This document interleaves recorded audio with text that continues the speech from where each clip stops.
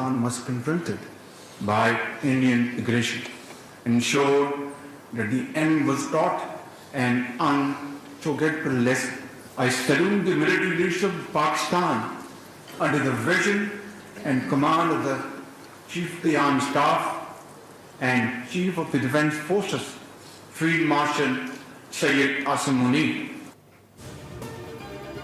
Operation غزل الحق پوری قوت کے ساتھ جاری ہے. افغان طالبان کے زیر دہشت گرد پراکسی عناصر سے معصوم شہریوں کی جان و مال کا تحفظ یقینی بنائیں گے.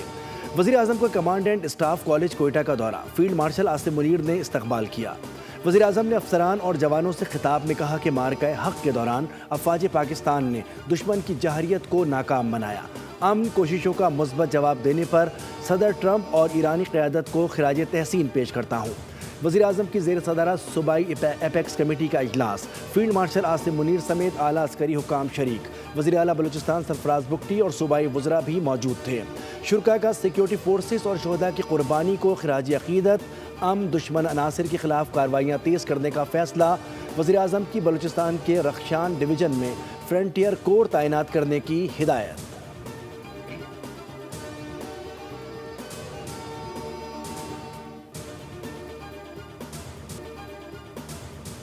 پاکستان کی ترقی کو پروپیگنڈے، جعلی خبروں اور بیرونی سرپرستی میں ہونے والی دہشت گردی سے روکا نہیں جا سکتا. پراکسیز اور منفی پروپیگنڈے کے ذریعے سازشیں کرنے والی قوتیں ریاست کی مضبوطی اور عوام کے اتحاد کے سامنے ناکام ہوں گی. Chief of defence forces field marshal Asim Munir کا کوئٹہ گیریجن کا دورہ. کمانڈ اینڈ اسٹاف کالج کے اساتذہ اور زیر تربیت افسران سے خطاب میں مزید کہا، جدید جنگ کی نوعیت تیزی سے تبدیل ہو رہی ہے، اس لیے ابھرتی ہوئی ٹیکنالوجیز، ملٹی ڈومین آپریشنز، تینوں مسلح افواج کے درمیان ہم آہنگی اور مستقبل کے جنگی چیلنجز سے باخبر رہنا ناگزیر ہے. فیلڈ مارشل کا بلوچستان میں پائیدار امن پر زور. سماجی اور معاشی ترقی کے تعلق مضبوط بنانے کی کوششوں کو بھی سراہا.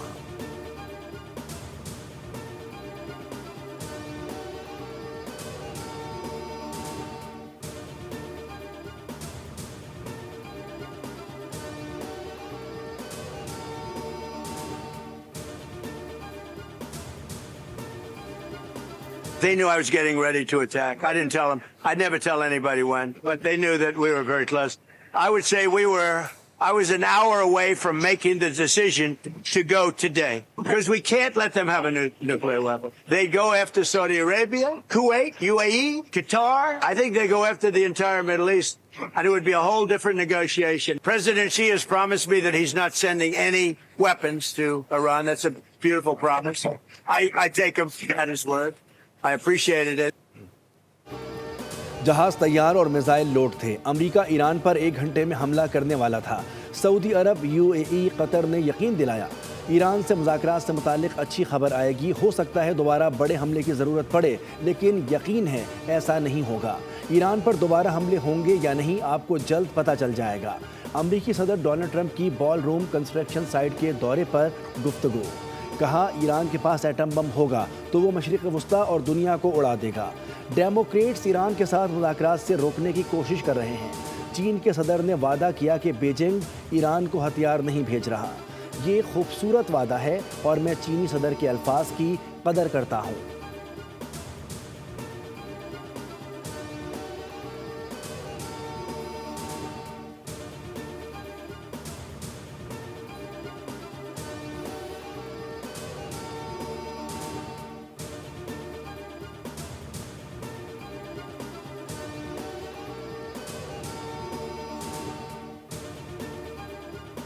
ٹرمپ کے متضاد بیانات ان کی ہچکچاہٹ ظاہر کرتے ہیں. وہ ایران کی ممکنہ سخت فوجی رد عمل سے آگاہ ہیں. ایرانی قومی سلامتی کمیٹی کے سربراہ ابراہیم عزیزی کا اہم بیان. کہا کہ ٹرمپ صرف طاقت کی زبان سمجھتے ہیں. وہ جانتے ہیں کہ ایران کے خلاف کسی بھی اقدام کا مطلب ایک متحد ایرانی قوم اور فیصلہ کن رد عمل کا سامنا کرنا ہوگا.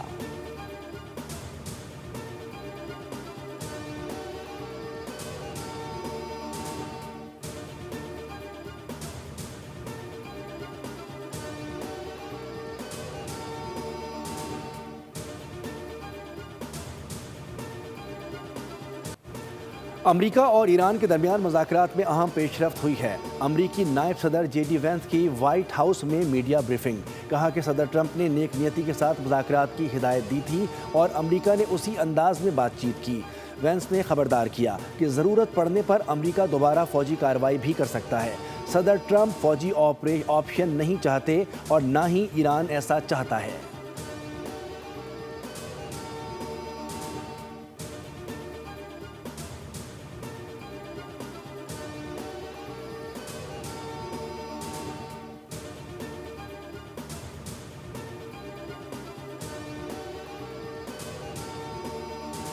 جو اس طرح کی جو قاتل ہیں، جو کرمنل ہیں، ان کو سزا سر عام کسی اس میں چوک میں سر عام اس کو سزا دیا جائے۔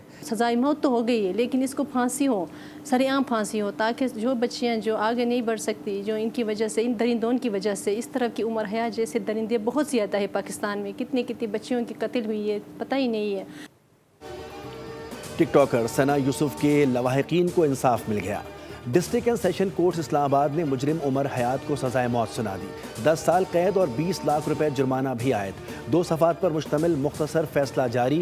ایڈیشنل سیشن جج افضل مجوکا نے محفوظ فیصلہ سنایا۔ فیصلے کے وقت مقتولہ کے والد اور والدہ عدالت میں موجود تھے۔ ثنا یوسف کو 2 جون 2025 کو گھر میں قتل کیا گیا تھا۔ پروگرام پالیسی پوائنٹ ود اپسا کومل میں گفتگو کرتے ہوئے والدہ فرزانہ یوسف نے کہا کہ آج قانون نے ہمارا ساتھ دیا، مجرم کو سزائے موت ہو گئی، اب سر عام پھانسی ہو۔ عمر حیات جیسے درندے پاکستان میں بہت ہیں۔ والد یوسف حسن نے کہا کہ جج نے تحمل مزاجی سے کیس کو حل کیا۔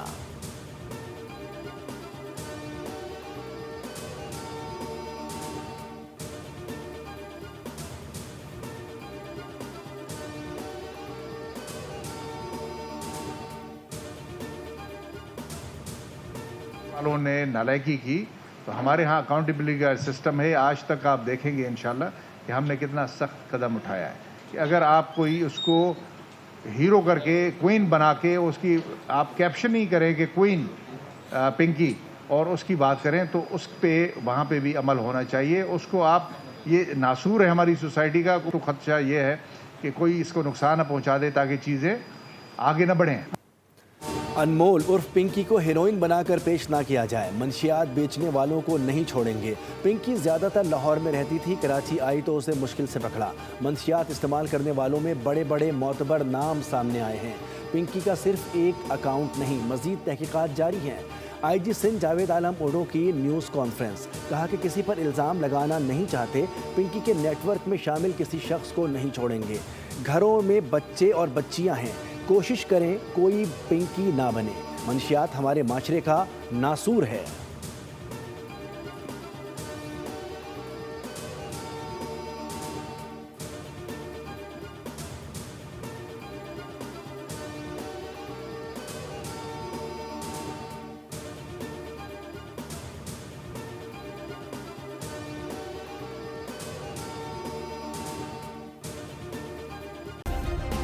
سبسکرائب کریں اور بیل دبائیں تاکہ کوئی خبر رہ نہ جائے۔